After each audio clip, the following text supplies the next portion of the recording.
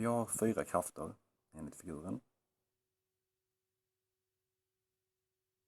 Och de här krafterna, de kan vi även kalla vektorer.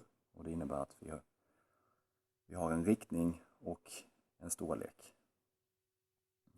Storleken representeras av längden och riktningen av vinkeln mot någon av x eller y-axlarna. Hur löser vi då den här uppgiften? Det vill säga bestäm resultanten grafiskt och analytiskt. Den grafiska lösningsmetoden går till enligt följande. Vi har de 4 krafterna och vi hittar resultanten genom att lägga dem efter varandra. Så en snabb skiss över hur vi löser detta kan se ut på det här viset. Vi börjar med den horisontella kraften. Den är så någonting, hittar pilen, så lägger vi nästa kraft i änden där den förra slutade. Vi tar den som pekar rakt ner. Och så tar vi nästa. Och slutligen den sista där. Så någonting. Då har vi ett start. Vi började. Och ett mål. Vi har lagt alla krafterna efter varandra. Och resultanten är alltså den vektor som pekar från start direkt till mål där. Och det här spelar ingen roll i vilken ordning vi lägger krafterna. Det är viktigt att vi börjar i en punkt och sen så ritar vi dem efter varandra. Och det måste vi ju, för att vi ska kunna använda det här som en lösning så måste vi rita det här noggrant med rätt längder och vinklar och då behöver vi en gradskiva. Och det tänkte jag göra nu.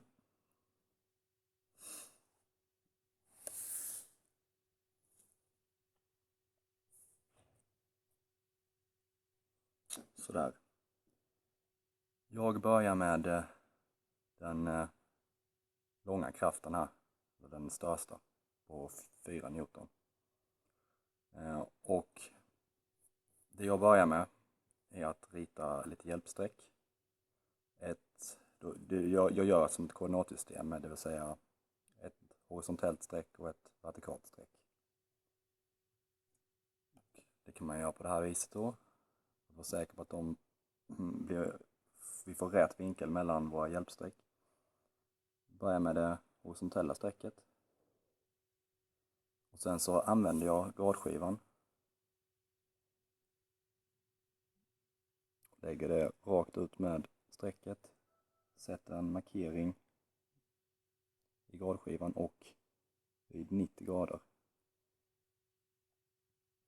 Och nu kan jag dra det vertikala strecket. Då kommer det vara 90 grader mellan det vertikala och horisontella, så då blir de rätt vinkel mellan dem. Här är mina hjälpsträck. Och jag börjar rita från origo i det här. Om vi tänker oss att detta är ett koordinatsystem så har vi origo där och då använder jag det som startpunkt för min lösning. Jag börjar med den här 4 Newtonkraften. Den ska ha 40 graders vinkel mot y-axeln. Ser vi här. Använder gradskivan igen.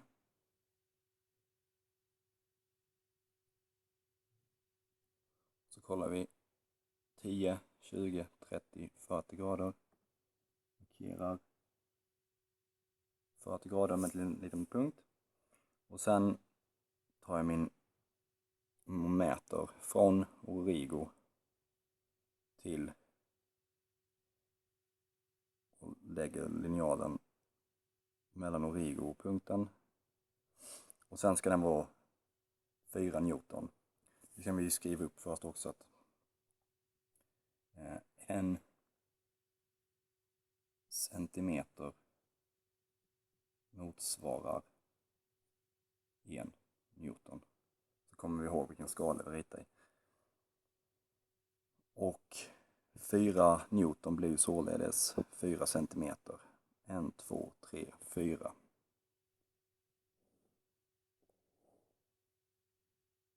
Så ritar jag min pil. Så vi vet riktningen på kraften. Och det spelar ju som sagt ingen roll vilken ordning vi tar dem här, men jag väljer att ta den andra sneda kraften. Och då är det alltså 30 grader mot x-axeln i det här fallet, så då får vi rita en hjälplinje här. Vid änden av pilen på den förra kraften. Det ska vara vertikal eller horisontell menar jag.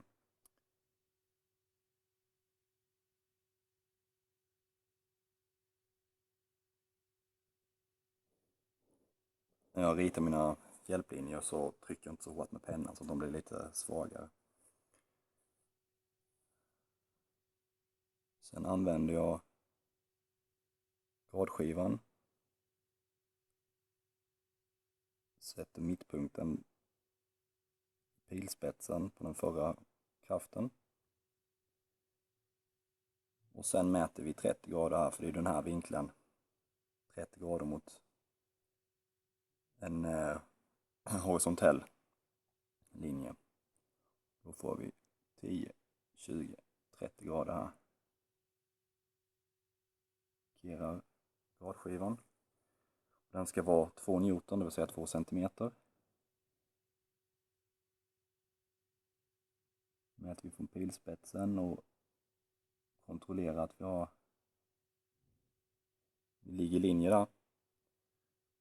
Och så 2 centimeter. 1, 2. Sådär. Vita pilen. Och nu så har vi kanske de något lättare krafterna kvar.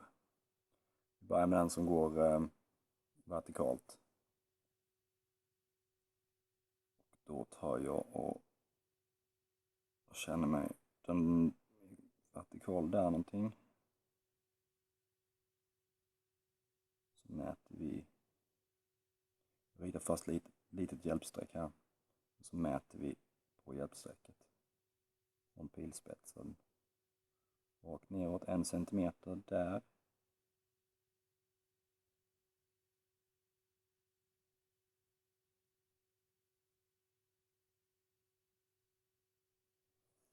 Och den sista kraften går horisontellt och den är 3 cm lång. För 1 Newton är 1 cm, då blir 3 Newton 3 cm.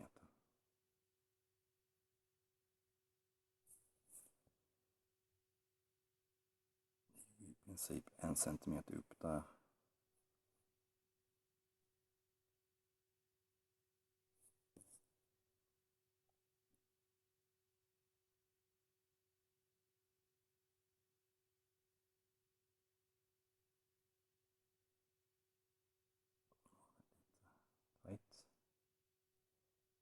Så här, nu ligger vi precis i spetsen där. 1, 2, 3.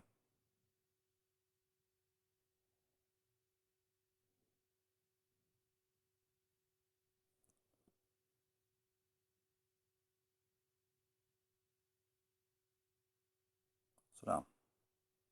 Nu har vi ritat in alla krafterna efter varandra. Då är alltså vår resultant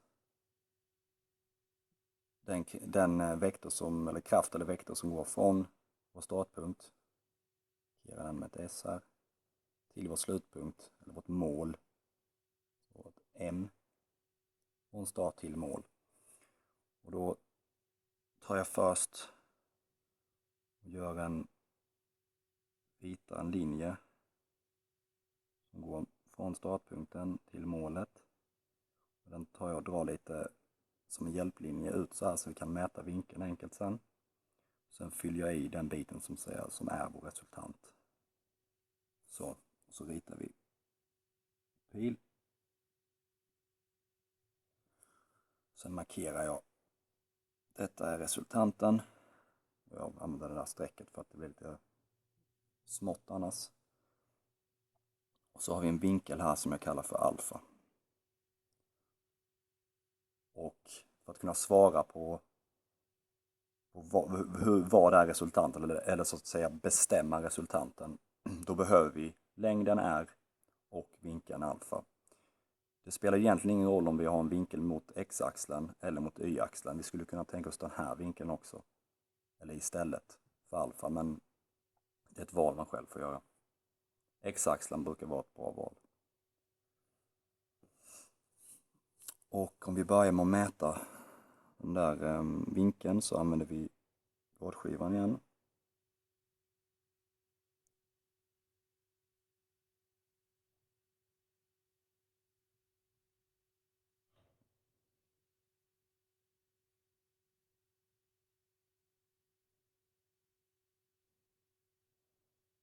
Så där.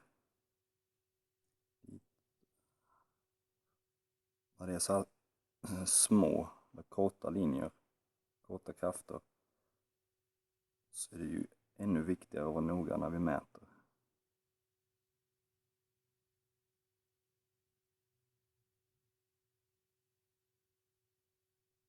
Så någonting. Och där ser vi att vi har 10, 20, 30, ja lite över 38. Ja, då säger jag 38,5.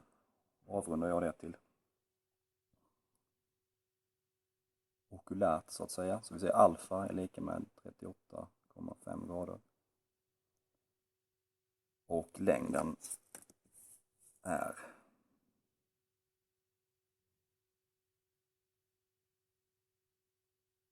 så någonting där. Då har vi pilspetsen och vi har 1 centimeter, 1,5, 1,6, 1,7. R är lika med 1,7 och detta var mätt i centimeter och vi har skalan att 1 centimeter motsvarar 1 Newton, så det innebär att 1,7 Newton. Så, där har vi bestämt resultanten grafiskt. Och vi är tydliga, vi har både längd på resultanten och vi har en riktning eftersom vi har en vinkel mot någon av x eller y-axlarna.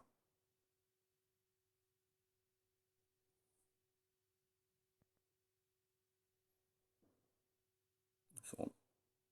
Nu har vi bestämt resultanten grafiskt. Då ska vi göra det analytiskt också, det vill säga matematiskt, så att vi räknar ut vad resultaten ska vara. Och de här två metoderna, om man tar väldigt noggranna hjälpmedel så är ju den grafiska lösningen, den har svårigheter i sig. Vi kommer aldrig kunna få samma noggrannhet som när vi löser det analytiskt. Så det är ju alltid bra om man är osäker på sin grafiska lösning, så går det ju att räkna ut vad resultaten ska vara och se om man har gått rätt. Nu, hur gör vi då när vi löser den analytiskt? Jo, då tar vi varje kraft för sig och delar upp den i x och y-komponenter. Vi ritar en rätvinklig triangel för att hitta dem. Och sen tar vi och bestämmer riktningar på dem och i slutändan summerar vi det för att få resultantens x och y-komponenter. Och utifrån det kan vi beräkna resultantens storlek med hjälp av Pythagoras sats och vinkeln med hjälp av till exempel tangens. Ja. Jag börjar med att rita en snabb skiss över problemet. För nu behöver vi inte, här ska vi inte mäta i någon figur, så det går bra med en snabb skiss. Det är för att vi ska ha någonting att kunna sätta egna beteckningar på om vi vill. Börja med den långa där. Den var 40 grader. Jag kallar den 4 Newton. Jag kallar den för F1. Vi tar den andra. Den här går att ta den andra sneda. 30 grader. 2 Newton. Kallar den för F2. Den tredje. F3, den var 1 Newton. Och den sista, den var 3 Newton. Och vi kallar den för F4. Så. Ser vi att vi har en snabb skiss på samma problem. Lägger under den här så vi har lite mer utrymme att räkna på. Då börjar jag med F1. Och det är alltså den här kraften. Då isolerar vi den och ritar bara den kraften. Sådär. Nu vill vi ha X och Y-led. Och då ritar jag i Y-led och i X-led. Så vi får en rätvinklig triangel här. Och det är ju samma, vi börjar där kraften börjar och ska vi sluta där kraften slutar så pilarna går på detta hållet. Och det är då X och Y-komponenterna för kraften F1. Då kallar vi dem för F1X, F1Y. Och längden här den är ju 4. Och då kan man ju sätta ut Newton också. Så. Och vi vet att den här vinkeln här, den är 40 grader. Nu blir ju inte den här skalenlig. Men det spelar ingen roll så länge utseendet är någorlunda rätt. Det vill säga att vi har ritat kraften F1 att den lutar upp till vänster på det här viset. Så, nu behöver vi använda oss av cosinus och sinus för att ta reda på storlekarna på F1X och F1Y. Och då kan vi börja med sinus. Och den intressanta vinkeln är den här 40 grader. Och sinus för den här vinkeln det är lika med den motstående katetern. F1x delat på hypotenusan som är 4. Och om vi då multiplicerar upp 4 på denna sidan och flyttar vänster och högerledet så får vi att F1x är lika med 4 gånger sinus 40 grader. Och det är lika med, slår man det på räknaren, så har vi 2,5712 Newton. Och vi ser ju vår figur att den pekar till vänster. Den här F1x, då ritar vi en liten pil här till vänster. Så vi kommer ihåg det. En parentes runt. Sen ringar jag in där. Så vi tydligt ser att okej, här har vi något som vi... Här är ett av de intressanta svaren vi letar efter. Att jag har 4 stycken decimaler här, det är för att när vi i slutändan ska summera och få resultanten så vill vi inte ha avrundningsfel. Och ju fler decimaler vi har med så minskar ju risken. Om vi sen ska avrunda till exempel 2 decimaler så har vi 4 på den här nivån så ska inte det vara några problem. Ja, det var sinus. Cosinus 40 grader är lika med. Cosinus för den här vinkeln det är en närliggande katet delat på hypotenusan, det vill säga F1y delat på 4. Och på samma sätt multiplicerar upp 4 på andra sidan och sen byter jag vänster och högerledet så vi får att F1y är lika med 4 gånger cosinus 40 grader. Och det är lika med 3,0642 Newton. Och tittar vi på vår figur, den pekar uppåt. Ritar vi en pil sådär, med en parentes runt. Sen ringar jag in den så vi lätt hittar där igen.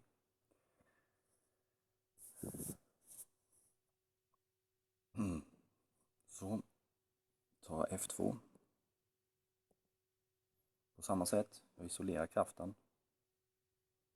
Ritar alltså kraften för sig själv. Och sen ritar vi X- och Y-komponenterna. Nu har vi ju vinkeln här mot X-axeln.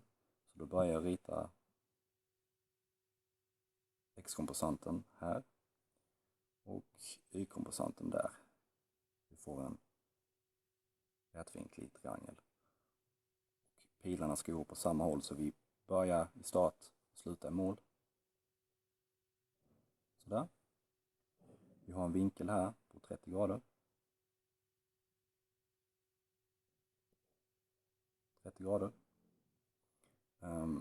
Längden på kraften är 2 Newton. Storleken skulle vi kalla det. Och vi har i x-led F2, som detta är F2, den här kraften, så det är F2x. Och vi har F2y. Vi gör på samma sätt som här. Vi börjar med sinus. Och det är sinus 30 grader. Det är den vinkeln. Sinus för den vinkeln är lika med båtstående katet delat på hypotenusan. Då får vi båtstående katet är F2y och hypotenusan är 2. Så detta blir då F2y är lika med, vi flyttar upp 2 gånger cosinus 30 grader. Och detta är lika med, det är så mycket som 1 faktiskt, så jag skriver 1,00 där. Jag tar inte med 4 nollor där, men det är fler nollor efteråt. Den är precis 1. Och riktningen F2y pekar neråt i vår figur. Då ritar vi en pil neråt här. Så ringar vi in. Och cosinus 30 grader är lika med. Det är den här vinkeln vi tittar på. Cosinus är närliggande katet. F2x delat på hypotenusan som är 2. Och då är F2x lika med, flytta upp 2 där, 2 gånger cosinus 30 grader. Och det är lika med 1,7321 Newton. Och nu var jag lite snabb här uppe. Ska klart ha med enheterna också. Newton och pil neråt. Sådär. F2x pekar till vänster. Ritar vi en pil till vänster. Ringar vi in den här. Så, nu har vi kommit till vi har gjort dem, så att säga, vi har tagit de krafterna, behöver vi använda cosinus och sinus. De krafter vi har kvar här, där pekar ju F3 rakt neråt. Det vill säga hela kraften ligger i y-riktningen. Och det innebär då att vi skriver upp F3.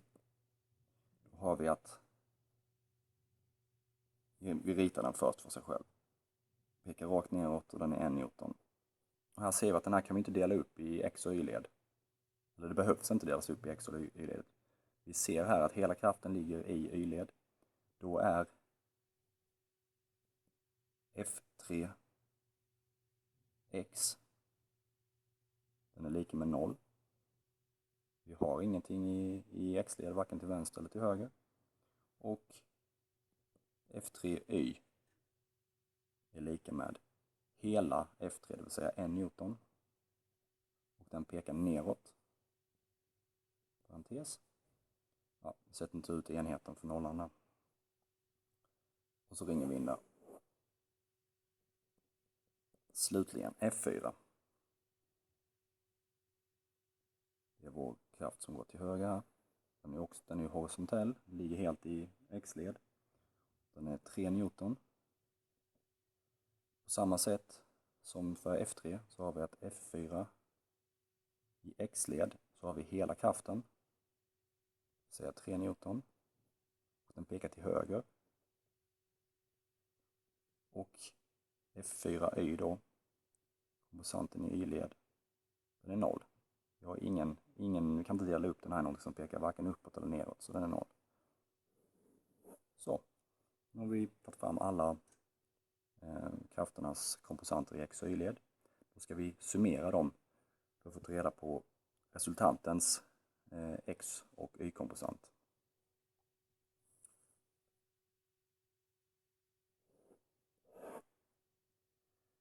Om vi då börjar med x-led. Då har vi Rx lika med. Nu är det viktigt här, det är därför vi ritar de här pilarna. Vi ska ta alla komposanterna i x-led, summera dem. Och när komposanten pekar till höger, då är den positiv. Pekar den till vänster så är den negativ. Och det är därför jag har ritat pilarna då. Tittar vi på F1x här, så så pekar den till vänster, den är negativ. Så vi har minus 2,5712. Då har vi nästa, detta var ju y. Nästa x är 1,7321 och den pekar också till vänster, det är också minus 1,7321. Och för F3 så har vi 0. Då skriver jag varken plus eller minus där. Kan ju skriva plus 0 men det kommer inte göra någon skillnad. Och för F4 har vi 3 Newton som pekar till höger och då är det positivt. Så den här pekar till höger, då är det positivt och vi har 3 Newton. Det var alla komposanterna i x-led. Detta är lika med minus 1,3033 Newton. Och då innebär det här att resultantens x-komposant pekar åt vänster. Säga positivt, då är det höger, negativt, då är det vänster. Så då skriver vi det. Pekar åt vänster. Parentes. Y-led. RY är lika med. Ja, på samma sätt. Ja, och då är det alltså det är positivt när det pekar uppåt och det är negativt när det pekar neråt. Så F1Y här 3,0642. Den pekar uppåt, den är positiv. Vi har F2Y 1 Newton, den pekar neråt så blir det negativt, minus 1,00. Sen har vi ytterligare 1 Newton neråt, pekar neråt så minus 1 och den sista är 0. Det här blir då 1,0642 Newton. Och då skriver jag att den pekar uppåt eftersom den är positiv. Och positiv y-led är uppåt. Nu har vi komposanterna för resultanten i x och y-led. Då ritar vi en figur. Vi börjar med Rx. Den pekar åt vänster. Då ritar vi den som att den pekar åt vänster. Och sen RY, den pekar uppåt. Då ritar vi den uppåt. Och vi har ju samma sak här att vi lägger dem efter varandra. Då har vi Rx här. Och nu storleken på den. Minustecknet här ger ju riktningen och den har vi redan ritat ut. Så vi tar bara storleken här på 1,3033 Newton. Det vill säga vi skriver inte med minustecknet här. Det är inbakat i att vi redan har ritat pilen till vänster. Och storleken för RY 1,0642 Newton. Och vårt R då är från start till mål och det blir alltså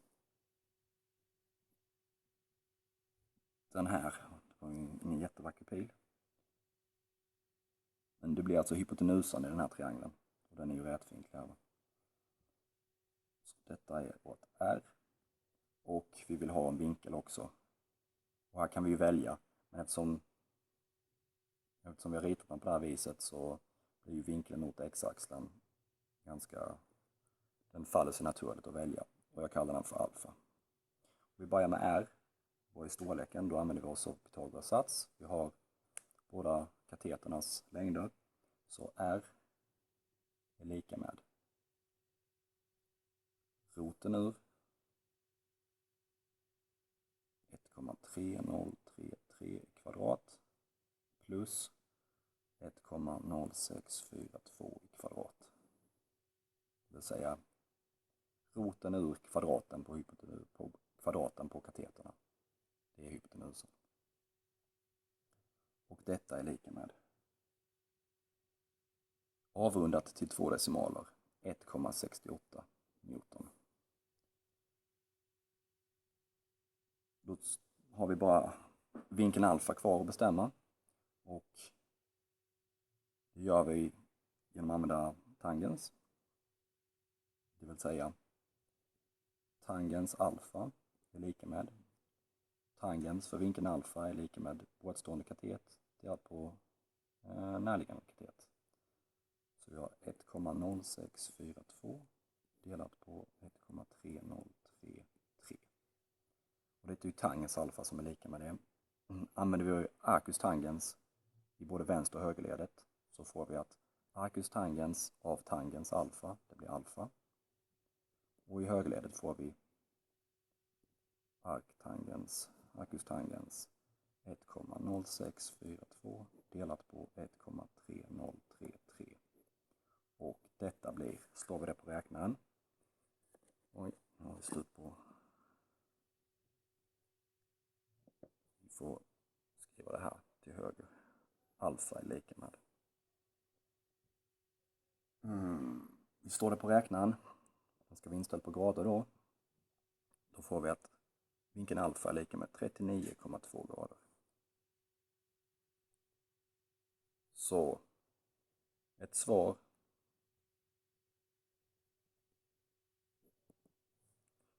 om vi ritar R för sig själv. Sådär någonting.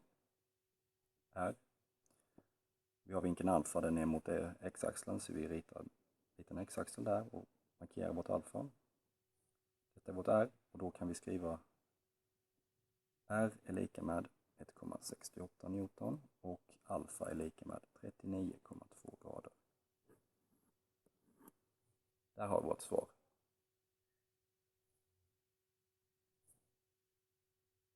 Sådär.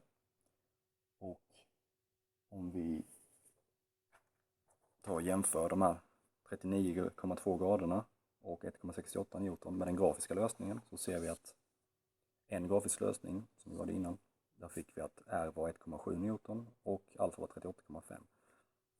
Vilket ligger ganska nära sanningen.